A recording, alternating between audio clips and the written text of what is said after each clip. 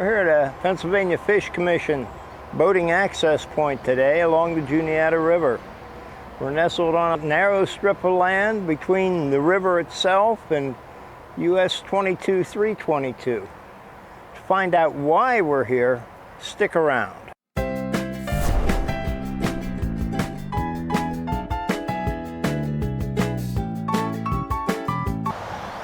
We're in the Lewistown Narrows today. If you've ever traveled between the Altoona State College region and Harrisburg and points east, chances are you've come through the Lewistown Narrows. It's long been an important part of east-west transportation in the state, and not just in the days since the European settlers began their westward expansion. Archaeologists, when they were working on the 22-322 rebuild in the early 2000s, discovered sites where Native American camps had existed 9,000 years ago. In colonial times, the settlers documented the difficulties in traversing the Lewistown Narrows. The talus-lined slopes, rocky paths, swampy areas, and frequent flooding all made it anything but an easy trek west. The Norfolk Southern Pittsburgh Main Line still follows the original route that the PRR put in the 1850s on the other side of the river, and 22-322 is still a major thoroughfare with as high as 55,000 vehicles traveling the highway on a busy day.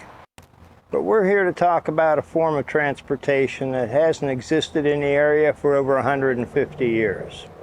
In 1825, New York unveiled the Erie Canal, and the expansion west was kicked into overdrive. The Pennsylvania legislature in 1827 figured if they wanted to stay competitive and keep the business in Pennsylvania, they needed their own canal.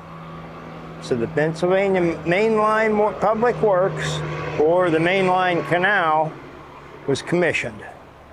Wouldn't you know it, the engineers who planned the route of the canal brought it right down through the Lewistown Narrows. We're standing in front of the lockkeeper's house here at the former site of Lift Lock 13, one of 3 locks that were in the Narrows. This has been rebuilt as the Lewistown Narrows Canal Park. To be honest, I'm a little bit disappointed in what we found here today. The building is nice, but we're going to go take a look at the lock area. Just more than a little overgrown and in need of a good trimming.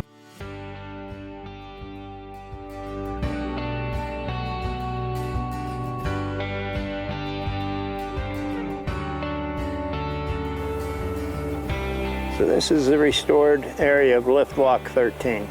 As you can see, it's a little overgrown.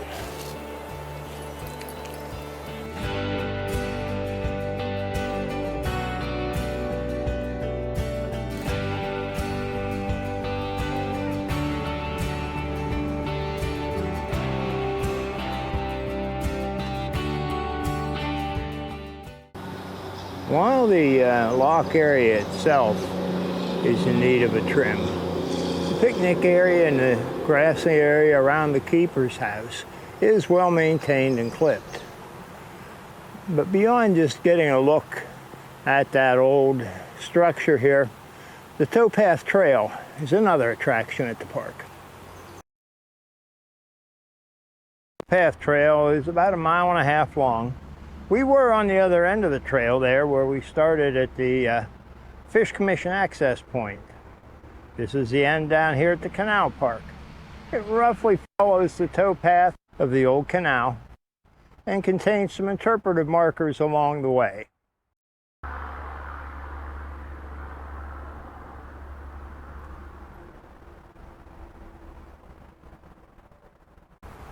A nice shady walk with a view of the Juniata River.